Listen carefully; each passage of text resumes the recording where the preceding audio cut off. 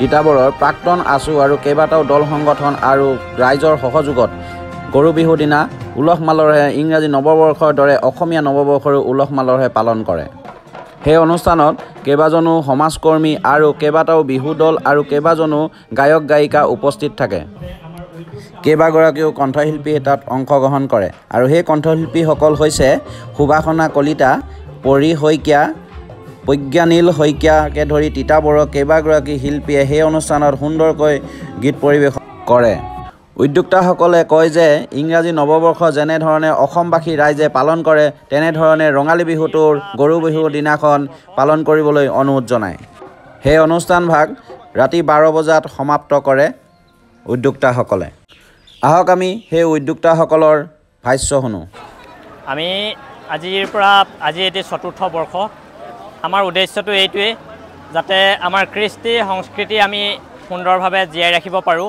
আমাৰ ইয়াৰ উদ্দেশ্যটো এইটোৱেই, যিহেতু আমি 31 ডিচেম্বৰ দিনাখন নতুন বছৰক আদৰণি জনাওঁ, সকলোৱে উদ্বাউল হৈ থাকোঁ, কিন্তু অসমীয়া নতুন বছৰটোক কোনো আদৰণি জনোৱাৰ পদক্ষেপ গ্ৰহণ নকৰে। সেয়েহে আমি এক ব্যতিক্ৰমী চিন্তাৰে এই অনুষ্ঠানটো আয়োজন কৰিছোঁ আৰু আমাৰ লক্ষ্য যাতে ভৱিষ্যত প্ৰজন্মটোক আমাৰ কৃষ্টি সংস্কৃতিৰ সম্পৰ্কে জ্ঞাত কৰা, আমাৰ কৃষ্টি সংস্কৃতিৰ বিষয়ে তেওঁলোকক জনোৱা আৰু আমাৰ কৃষ্টি সংস্কৃতি যাতে আগন্তুক দিনত অধিক জীপাল হৈ পৰে, আমাৰ সকলোৱে এই লক্ষ্য।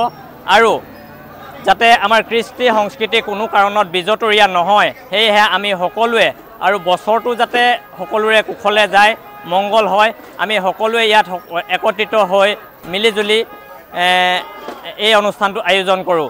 আৰু এই আপাহতে মই আপোনাৰ জৰিয়তে সকলোলৈকে আগন্তুক ৰঙালী বিহুৰ শুভেচ্ছা জ্ঞাপন কৰিলোঁ। আপোনালোকে ইতিমধ্যে দেখিছে গৌৰৱে তিতাবৰবাসীয়ে এই অসমীয়া নৱবৰ্ষক আজি 4 বছৰ সম্পূৰ্ণ কৰিছে। সঁচাকৈ ব্যক্তিক্ৰমী প্ৰচেষ্টা বুলিয়ে ক'ব লাগিব। আমি সকলোৱে জানো বহাগ এটা ঋতু নহয়, বহাগ মানে এটা সম্ভাৱনাপূৰ্ণ, এটা আশাপথ আৰু এটা নতুন প্ৰেৰণা। আৰু এই প্ৰেৰণা আজি ইতিমধ্যে আমাৰ 12টা বজাৰ লগে লগে ইয়াত মহেন্দ্ৰখনত 12টা বজাৰ লগে লগে ইতিমধ্যে হৈ পৰিছে। আমি ইতিমধ্যে কৈছোঁ বহাগে নতুন শিক্ষা দিয়ে, নতুন আৰ্হি দিয়ে, বহাগে আমাৰ নতুন সপোন দিয়ে। যেনেকৈ ফাগুন চ'তৰ যি ধূলিয়সী পৰিৱেশে আমাক প্ৰদূষিত কৰে, ঠিক সেই সময়তে এজাক পচন্দ বৰষুণে অমৃত হিচাপে আহি আমাক এই গছে ফুলে ফুলে জাতিষ্কাৰ কৰি তোলে। আৰু তেনেকুৱা এটা পৰিৱেশত সঁচাকৈ আমি গৌৰৱান্বিত কৰোঁ। কাৰণ আমি অসমত এটাই জাতি জন্ম লওঁ, অসম নামৰ মাজনী গৰ্ভত যিটো জাতি জন্ম হয় সেইটো অসমীয়া নতুন বছৰ আদৰণি অনুষ্ঠান। এই চিন্তা আজিৰ পৰা 3 বছৰ আগতেই আমি উপলব্ধি কৰিছিলোঁ।